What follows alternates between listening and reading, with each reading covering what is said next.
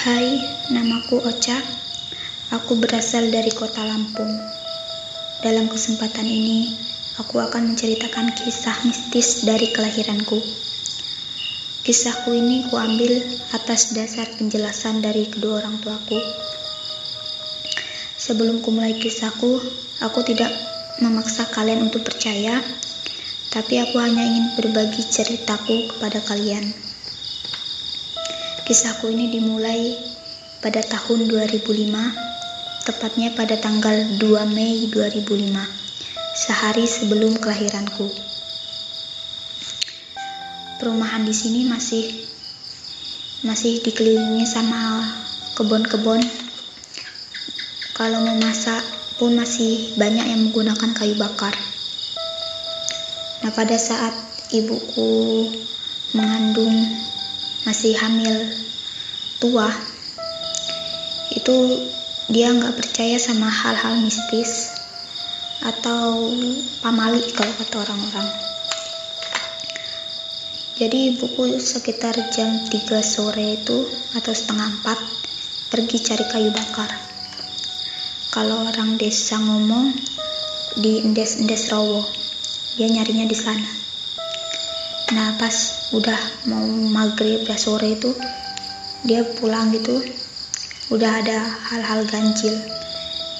Ibuku ngerasa itu udah ada yang ngikutin dia, udah ada yang merhatiin dia. Sampainya di rumah itu, hawa rumah juga udah beda, udah mencekam. Dari yang pertamanya mau ke kamar mandi berani, itu udah nggak berani lagi, udah takutan. Karena awalnya udah mencekam, udah ada yang ngikutin.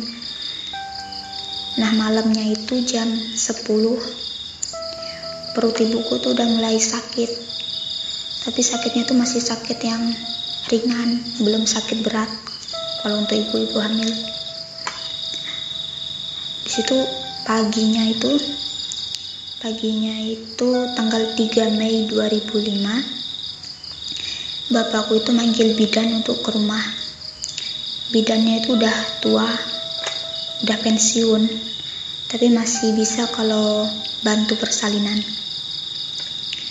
Dari pagi itu dipanggil, dari pagi sampai malam, sampai sorenya itu gak lahir-lahir. Kok gak lahir-lahir tuh? Jadi dipanggilin ustadz. Nah, dari maghrib itu udah dipanggilin ustadz, ditunggu lagi sampai jam setengah 9 malam. Sampai jam setengah 9 malam itu gak lahir juga. Akhirnya bidannya itu nyerah. Bidannya udah gak kuat, dia nyerah.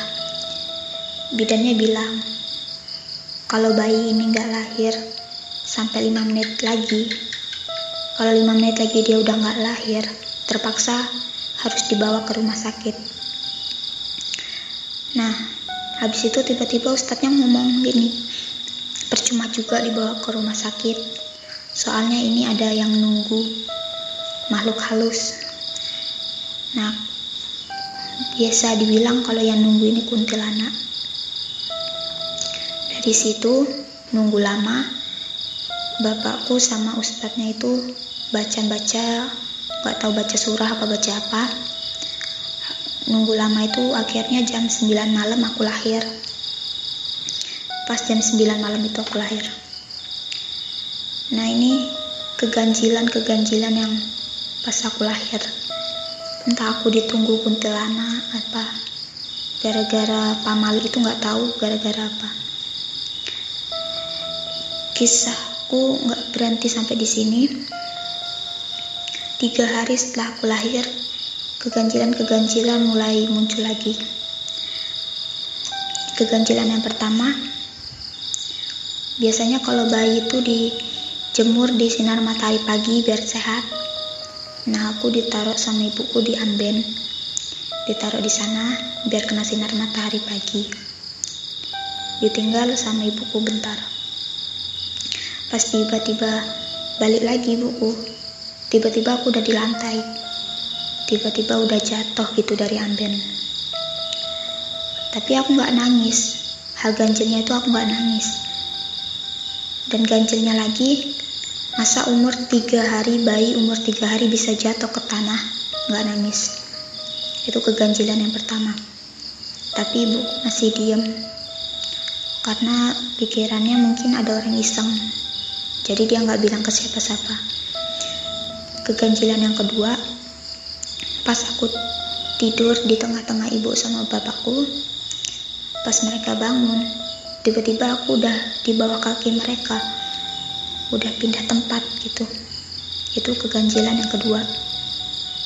Keganjilan yang ketiga, pas aku ditaruh di ayunan bayi, masih baru itu, pas aku diayunin, tiba-tiba ayunannya tuh putus, padahal masih baru, masih bagus, tiba-tiba putus. Aku jatuh ke tanah, dan ganjilnya lagi aku gak nangis. Itu udah keganjilan yang ketiga. Dari situ ibu sama bapakku udah memikir pindah rumah. Akhirnya pindah rumah, sampai sekarang pindah rumah berapa kali. Aku pikir entah itu cuman pikiranku apa apa kuntilanak, apa orang iseng yang nggak tahu. Ya itu kisahku. Semoga kisahku ini bisa menghibur, bisa berbagi pengalaman. Semoga di lain waktu bisa berbagi lagi. Sekian.